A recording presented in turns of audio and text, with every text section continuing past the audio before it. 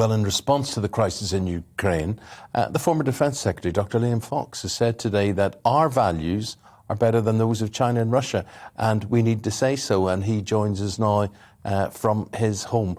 Dr. Fox, very good to talk to you, and thanks for agreeing to it, because I was fascinated reading your article yesterday. And do you think you're a brave man saying that we're better than China and Russia as opposed to different? No, I don't think it's brave, actually. I think it's what probably most people in Britain think. Why should a city like Mariupol surrender itself to a country that doesn't have a proper democracy, that doesn't have a proper rule of law, and doesn't have human rights? I think that's a very good example. And the reason that I wrote that article, as you know, is that when I was speaking to students in Poland last week, they were really mesmerized and bewildered by the fact that these things were happening so close to them in Europe in the 21st century. And these are youngsters who don't remember the oppression of the Soviet Union or the Cold War or the Berlin Wall. And the point I was making to them is that the freedoms that they have come to take for granted were hard fought for, that they're not the natural state of affairs. And people sacrificed enormously to give us the democracy, to give us the rule of law, to give us the human rights that we have today, and they have to be preserved from bad and wicked people like Putin, who would take them away. And that's absolutely key in all of this, isn't it? I mean, he is an individual and, clearly has surrounded himself with other similar like-minded people, but you can't necessarily say that British values are better than Russian values. I mean, so many Russians in this object to the war, object to what Putin stands for, don't they?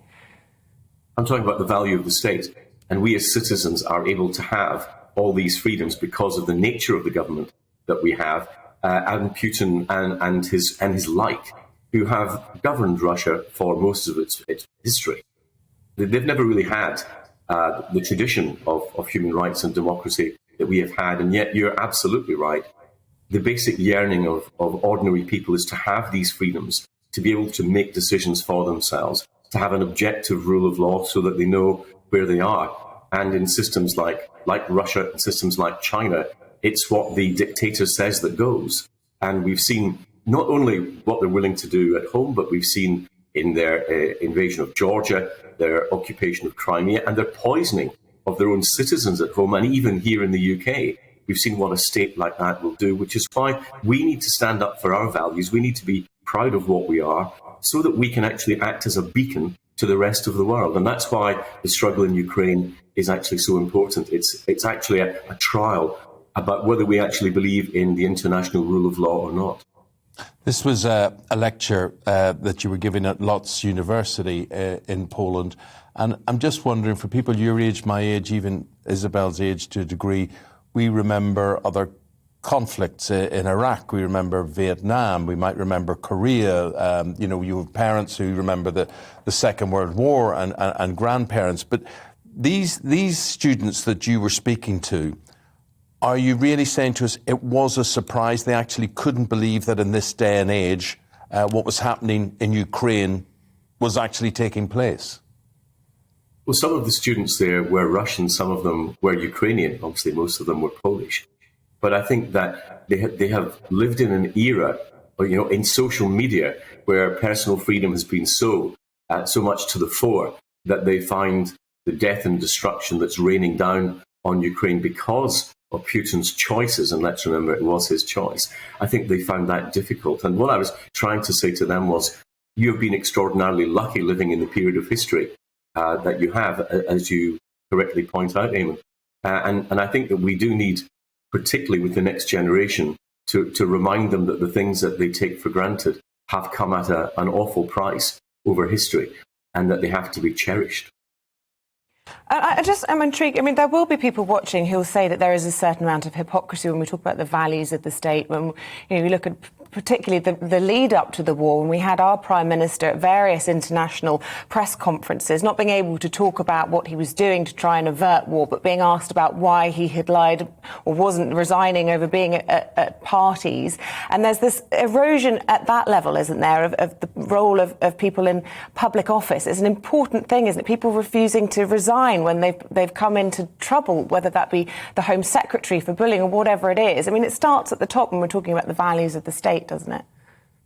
Well, I think there was a trivialization. I think that a number of us were talking about.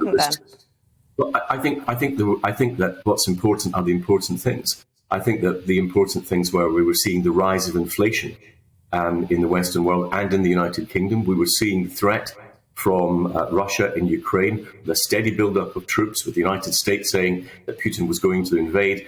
And I think our obsession with the Downing Street parties, while it might be relevant, I think was not in its correct place in terms of the proportion of the coverage that we had. And I think we should be paying a lot more attention, although I would be critical of going back all the way to, I think, the earlier years. I think we watched Putin, who actually gave a very clear speech at the Munich Security Conference in 2007, saying what he thought about NATO, saying what he thought about the West.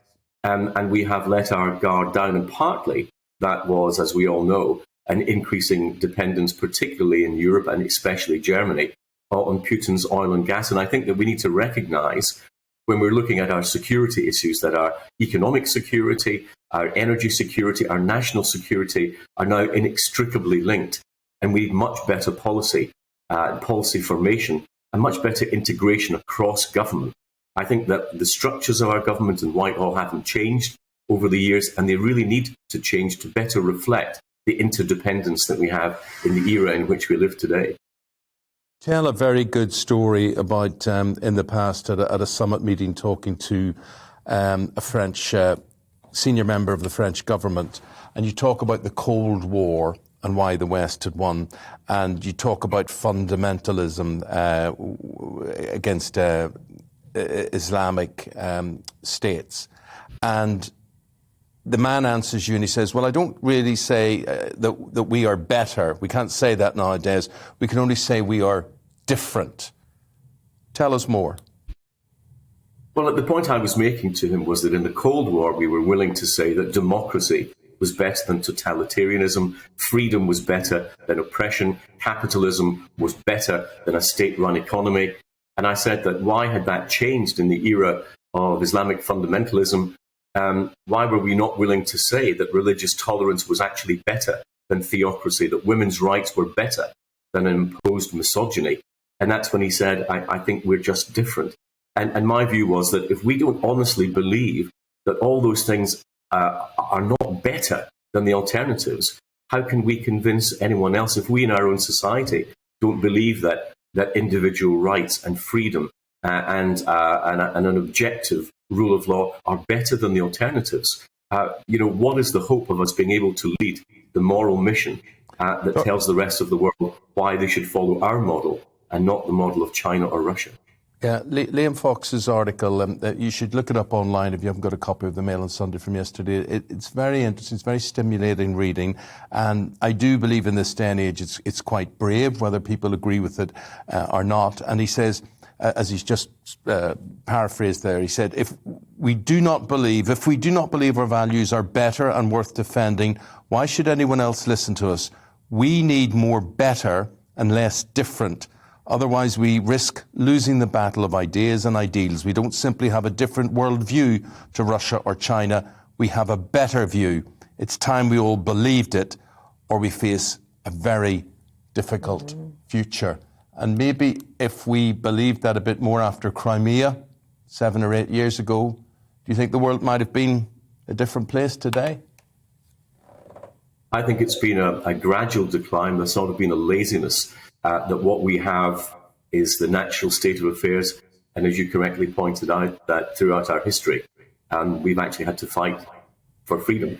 I think we need to acknowledge that, and I think we need to teach it a lot more in our schools. I think we need to teach that our values are better and that what we stand for offers not just a different way of life, as I said to the alternatives. There's a time, Dr. Fox, there's a time that would have been the case. That in the 60s and the 70s, whatever, you probably would have been taught that in school. Now that would be regarded as racism, colonialism, or some ism, wouldn't it? Well, I think it would be a very warped view that said that democracy is not better than the alternative, that said that human rights are not better than the alternative. And I don't think that they fall into those silly isms that you get in a lot of the metropolitan left wing. I think across this country, most people, most sensible, ordinary people in this country still believe that a rule of law is preferable to none, that freedom is better than oppression. And I think that we should make it easier for them to express those views. And, well, if I gave a little help with that yesterday, I'm very happy to have had the opportunity in a free press, in a free country, to have done so. And Dr. Fox, I have to ask you before I let you go, as a former Defence Secretary, we've got a spring statement on Wednesday. Do you think we need to see an increase in our defence spending, given we're likely to have a protracted, albeit proxy war with Russia? I think NATO overall does need to have an increase in spending. I think that there's a real problem with many European NATO allies wanting to have the insurance policy but not pay the premium. I think they need to pay that. I would always welcome an uplift in our defence spending. And I think that we have a finite budget. We have to accept we have a finite budget, but within that, we've got to determine our priorities. And for me, the number one priority of any government is the security of the nation and the protection of our people.